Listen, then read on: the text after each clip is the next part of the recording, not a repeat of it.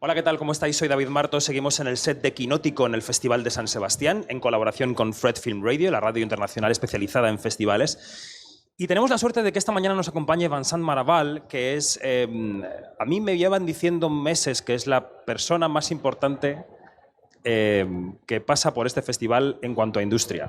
Así que así lo voy a presentar, aunque también lo puedo presentar como socio fundador de Goodfellas. Vamos a cambiar a inglés para charlar con Vincent. Thank you very much for being with us today. No problem, a pleasure. They say you are the most important person in the industry side of this festival, and I have to talk to you. Who are they? Well, there's a they. I could put names in there, but No, it's a festival I really like, and for a long time now, I have the chance to live not far, so I love coming here even outside of the festival, and I think the job that has been done in the last 10 years here is tremendous. It's great. The audience is great. It's not like, in many festivals there is an audience of privileged people or people from the industry, and here it's good to have the possibility to meet the real audience. Yeah. And I think they are young, they are very open-minded, which is very important for us when we show a film. Mm-hmm. What do you think about San Sebastian and its place in the festival's calendar? What's the place of San Sebastian throughout the year? Oh, I think there is still, it's changing all the time, but Cannes is still probably the top festival. Venice is still very important. Berlin in the recent years has been falling down a bit. So I think San Sebastian I would say it's among the top 5 world festival today. So it's a festival where I think talent love to come. I think the industry is more and more coming. I'm just coming from the conference, the financing conference. Yeah. It was amazing the number of really key players in our industry who were there and playing the game. So I think it's definitely a prizing festival. I would say it's in the top 5 today, and it probably can become in the top 3 very soon. Yeah, I agree. I think you're behind the international noise that some newcomers then made with their films, like Fahrenheit 9/11, or The Orphanage with Bayona, or Pan's Labyrinth. They were not so well known around the world, and you a little bit made your magic there. And then you work with veterans too, with Ken Loach, or how do you choose the films you're going to work in? So there are 2 aspects. Of course, there is the love for cinema at the beginning and the love for people like Ken Loach, where I didn't invent them. I just came at a later period of their career. But for me, it's always a pleasure, an honor to be able to help at my level, to help to try to bring them to a wider audience. And there is what is the most interesting part of our job, which is really to build a director, to take him when he's starting, to little by little finding him some partners in every country to allow him to do the film more ambitious or with less, with more freedom. So it's a combination of both. I love when you admire the director. For example, I worked with Jean-Luc Godard, who was probably my your hero. My hero when I was young, and to be able to work with him and try to bring something more to this visibility. It's very interesting, but the most rewarding is to take young director like Bayona and then trying to bring them to the world. Yeah. Speaking of, for example, Claire Denis. Oh, Claire Denis is here, the president of the jury. Yes. You can join if you want. Je vais te répondre, mais j'ai eu 4 jours de boulot. Están hablando de que no se han respondido los mensajes. Aprovechemos para ver un tráiler de 20 segundos del Superviviente de Auschwitz, que es una película maravillosa de este fin de semana. C'est un programme. Là, tu vas voir des films? Yo no sé si podemos... Claire Denis is going to... How are you, Claire? We were talking about our work with directors. Fine. Okay, thank you for We've joining. done 6 films with her. But don't give the back to the camera, because that's too bad. Thank you so much. Thank you, Claire. It's been a pleasure. Your back is very black today. Thank you. À plus tard, Claire. Hasta pronto, Claire. Bueno, momentos de los festivales. You have a moment. I had a very good moment. We're going to be viral. And I wanted to talk to you about in the internet because I wanted to ask you about how your business has changed with the platforms first and the pandemic second. Yeah, our environment is changing all the time. I mean, as you say, platform, pandemic, now the strike, which is even if the writer strike stopped, we still have the actor strike, which is causing a lot of problem. So we need to adapt ourselves all the time. And somewhere that gives interest also to our job. I think and there are ways to take things. I think platform open opportunities for me. It's like if platform had killed free television, pay television, cinema, it will be a problem. But there is no private TV that closed because of the platform, or a pay TV that closed because of the platform. So it's just more possibilities. So for me, the platform changed a bit my job in offering me different place where I can show my film.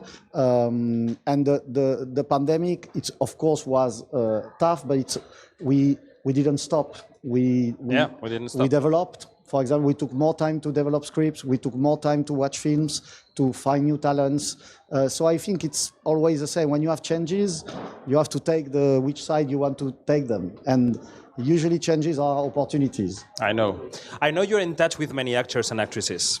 You know many actors and actresses, and you know what's going on with the strike right now. I mean, the writers, they reached a pre-agreement with AMPTP. Yeah. And the actors, maybe they're on their way. What happened there? Because maybe from Europe we are not really able to read the scene in the States. No, I think there are several questions. It's a question of survival for them, because today with the artificial intelligence, they can be replaced. So they need, of course, to fight. For example, we had a film in Cannes called Vincent Must Die that we sold to a US distributor who's going to release it in English with the voice of the French actor and with the lip sync that correspond to the English language. So it means the dubbing industry is dead.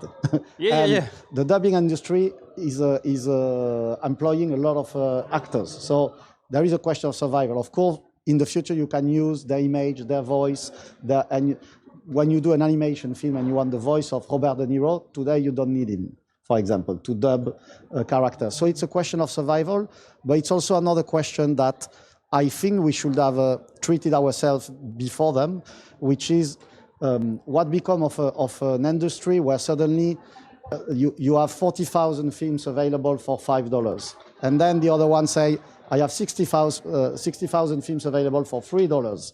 There is a total loss of the value of things, which is somewhere a copy to the music industry. The difference is the music industry is to produce a song is not that expensive. You are not, if you want, you can do it with 3 people. A film, it has a minimum cost, and you hire 80, 100 people.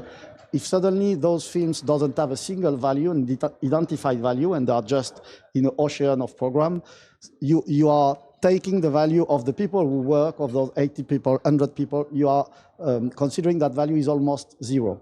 And today for the actors, not to have a remuneration based on the success of their film, but just on a volume of film, is a problem of the consideration of their work and the value of their work. So I'm totally supportive of, even if it caused me a lot of problem, I think it's not only I would say a fight for the actors, it's a fight for what will be the society tomorrow.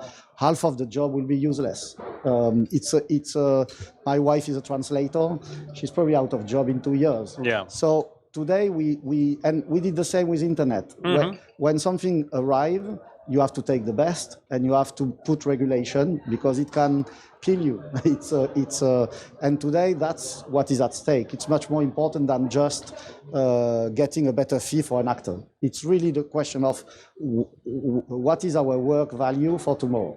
Do you think they're going to reach a solution soon?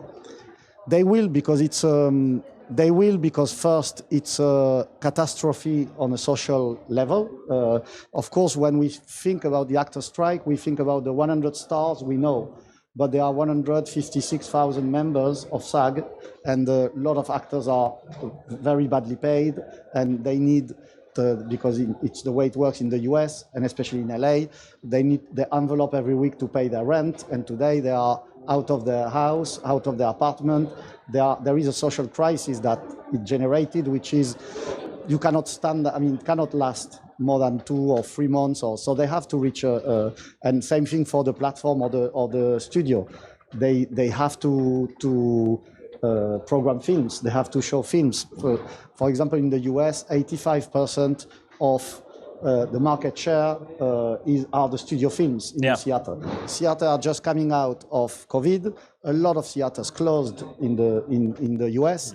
If suddenly you take them out 85% of the market, there will be more cinema closing and more, and you know that it's going, you don't recover that. So it's really a moment of our industry where what is at stake is very important, and what both sides can lose is very important. Yeah.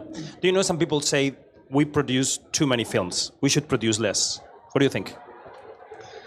I heard that for a long time, and I was always saying, I don't think we produce too many films. We produce too many films for the same, for example, in cinema in France, we produce too many films, but there are some other places where we can see films. Today, it's true that probably we produce too many films, even globally. There are too many projects, TV series, films, and it's difficult to swallow and to digest the amount. But it's very difficult for me to tell you we produce too many films, because everything produced is a good news. So I know. Why do we want less? But it's true that there is today a kind of a traffic jam in the pipeline of the streamers, cinema, TV. Mm-hmm. What do you think about the Oscars race in France? There's been somehow noise there between Anatomy of a Fall and Le Pot-au-Feu. Yeah, I haven't seen Pot-au-Feu. I've seen only Anatomy of a Fall. It's good. Yeah, so it's difficult for me to judge. Then that problem and that way of deciding has always been a problem in France.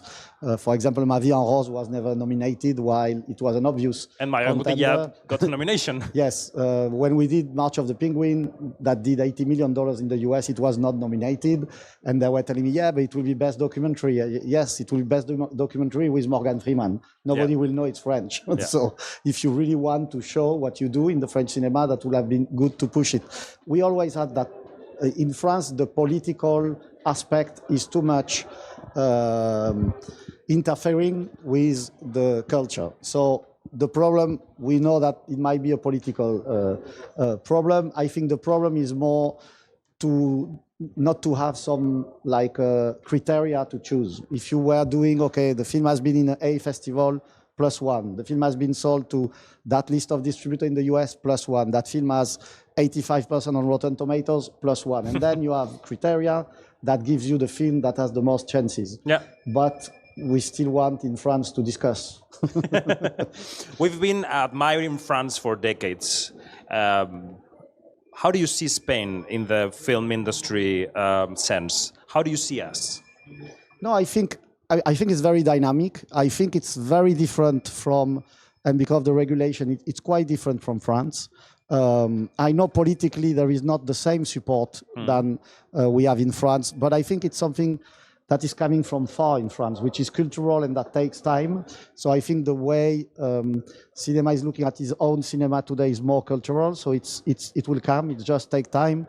I think there are ways of, for example, in France, most of the cinema is financed by television to be broadcasted on their channel. In Spain, Telecinco is financing horror films because the way they recoup is if the film works in cinema. Yeah. So it's better in that sense. It's like Korea, they put quota not on TV, but on cinema. And I think there are plenty of things to learn from each other's system. I think, for example, Spain should copy our system of obligation with the platform. Is that suddenly we have platform obliged to invest in French cinema, and it brings like 50, 60 million to the cinema world. I don't understand why the other European countries are not doing the same. So I think there are things to take everywhere, but what I think is that your industry is younger and more dynamic, which I can feel an energy of the people I know in Spain, the people I'm talking to. I can feel something which is somewhere more pure than France, where we have to carry that cultural burden, which is sometimes elitist, sometimes arrogant, sometimes while our job is to help as much as we can new talent to be able to make their films wherever they are coming from. Okay, I have a couple of questions more for you. I mean, they are very quick. Give us, please, a couple of titles, or maybe 3 titles of films that maybe we are not paying attention to this year, and you know they're good and they are around. Maybe are yours, maybe not. They will probably be mine. Any hints? No, I really liked, and I was surprised. There was a film in Venice Horizonti called Day of the Fight, which was a boxing film that reminded me New Hollywood, like the film that when they were made, like Raging Bull, or that I really enjoyed, and I didn't understand why it was not. Why it was not I asked Jose Luis, I said, have you seen the film? And apparently it was not submitted to them. Okay. So you can still feel that there is a job to be done, which is our job, to bring that kind of jewel to Earth. After there are films, but they are not like hidden gems. A film like Killer of the Flower Moon, for me, that was in Cannes, is a giant masterpiece. It is. And I have the feeling that the audience, not the audience, I would say the critics or the industry is no more paying attention to classic films, and they prefer things which are more radical. While here, I think it's a classic. But after, it's very difficult for me not to, to speak about films which are not mine, because if I think they are that's one of yours, hidden jewels, I'm trying to take them to, it's your business. To do that job. And my last question is, by filming, I told you before, is what film would you say changed your life? I mean, we have a star here, guys. A film that changed your life. It's very difficult, of course, to say one. And I was talking about Godard before. My favorite film is Pierrot le Fou, but the film that probably changed my vision about what cinema is a Godard movie called Detective, where Johnny Hallyday was the main actor. Johnny Hallyday was a big singer in France, and when I played on a radio game to win tickets for the new Johnny Hallyday film, not for the new Godard film. And I was 16 years old, and I won those tickets. I go to see the movie, and the film disturbed me so deeply that I had the feeling suddenly to see an art that was talking to me that I couldn't explain. And so when I saw the film, I came 4 times in the week to watch it again, to know why it was obsessing me, while I was not obviously understanding the film. And then I found out that there was behind just the storytelling an art, which is cinema, that connects to some people, at least to me, because I've never been an intellectual. I never read so much. I'm not listening to music so much. I'm not going to museums so much. But suddenly there is something that was talking to me very deeply, directly. And I think that's the first film where I connected to the name of a director. I say, okay, who did that film? I want to see more films of that guy. Nice answer. Nice answer. Thank you very much, Vincent, the man in the shadows in this festival, ladies and gentlemen. Thank you very much for being with us today. Thank you. Bye. Seguimos en Quinótico, primera con K y segunda con C. Gracias.